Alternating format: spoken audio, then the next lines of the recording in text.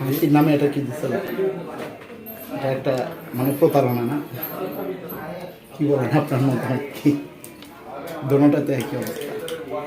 কিছু আগে জানাবো না।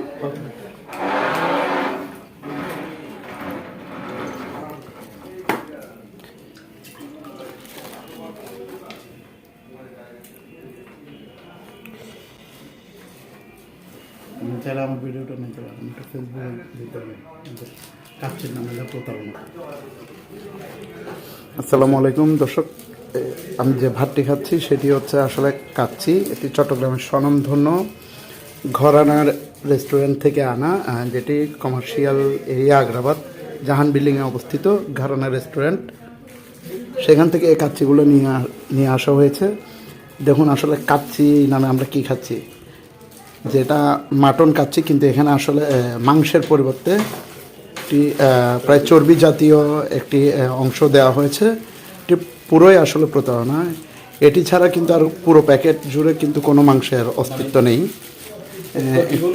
একটি চর্বির অংশ পেয়েছি, একটি ডিম পেয়েছি, সাথে সালাদ অর্থাৎ শশা আর একটি টিক্কা, আর পুরো প্যাকেট জুড়ে রয়েছে রাইস।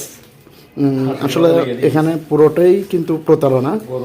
আমরা খাচ্ছি একটি জায়গায় এসে, এবং সেখানে কিন্তু আপ্যায়ন করার জন্য ঘরানা রেস্টুরেন্ট থেকে এই কাচ্চি নিয়ে আসা হয়েছে। আসলে তাদেরও জানা নেই এই ঘরানা রেস্টুরেন্টে যে এত বড় প্রতারণা করা হয়। আপনাদের একটু দেখাতে চাই। যারা আগামীতে কাচ্চি খাবেন তারা অবশ্যই দেখে জেনে শুনে বুঝে খাবেন। অবশ্যই এই প্রতারণা থেকে সাবধান থাকবেন এবং এই রেস্টুরেন্ট চিনে রাখবেন, ঘরানা রেস্টুরেন্ট। আমি আবারও বলছি, ঘরানা রেস্টুরেন্ট, সেটি হচ্ছে ব্যস্ততম নগরী আগ্রাবাদ কমার্শিয়াল এরিয়া, আগ্রাবাদ বাদামতলী জাহান বিল্ডিংয়ে অবস্থিত। আপনাদের এই নমুনাটা আমরা একটু দেখাচ্ছি।